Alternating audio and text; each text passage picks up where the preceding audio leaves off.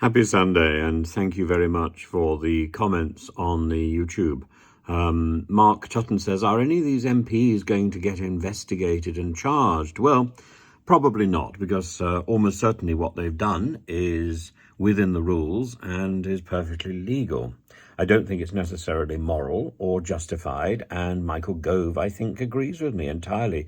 He's been on Sky TV saying that these people caught in their sting operation, for which he seems to have no sympathy at all, which is perfectly reasonable, they should put their first duty should be their constituents. He says that MPs should put public service first. That's what they were elected to do.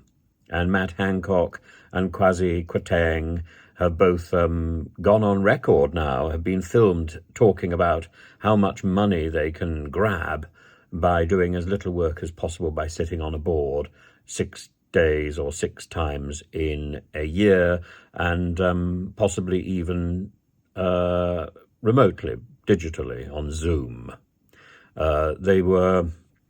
They're all doing something within the rules. So it's not so much these MPs who are being stung as the rules are being stung. And Gove says, inevitably, all of us will reflect on this and think the first duty of a member of parliament is towards their constituency. And ultimately, the really important thing is, as an MP delivering for their constituents, is a member of parliament doing everything they can to put public service first. This is a sting operation which was set up by the rather brilliant Led by Donkeys, who were pretending to be a South Korean firm looking for advisors from Parliament. So a foreign firm looking for advisors, and those MPs came trotting. They came trotting, even after all the shock of Owen Paterson's suspension from the House of Commons. Even after all that, they came trotting. And we shouldn't be greatly surprised that Matt Hancock came trotting, but Gavin Williamson came to have a look, and Stephen Hammond, another health service minister, came to have a look. And whether Matt Hancock acted, quote, as one of his spokespeople has said, entirely properly and within the rules, it doesn't really matter.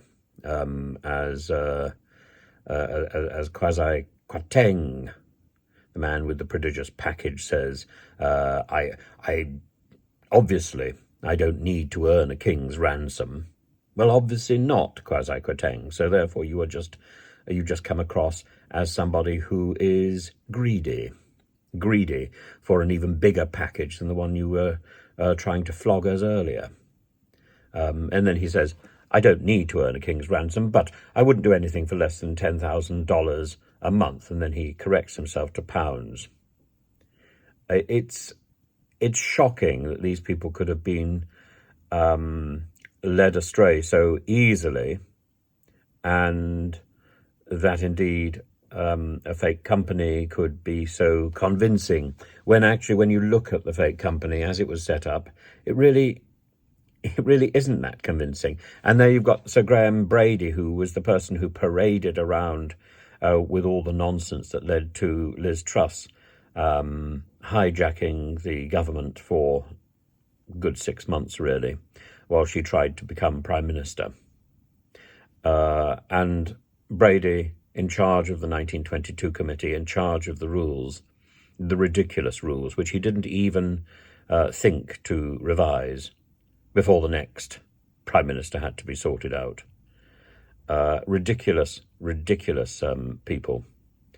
As my partner would say, good jukadam, a ridiculous man. But there we are. That's it. And I think Mr. Gove agrees.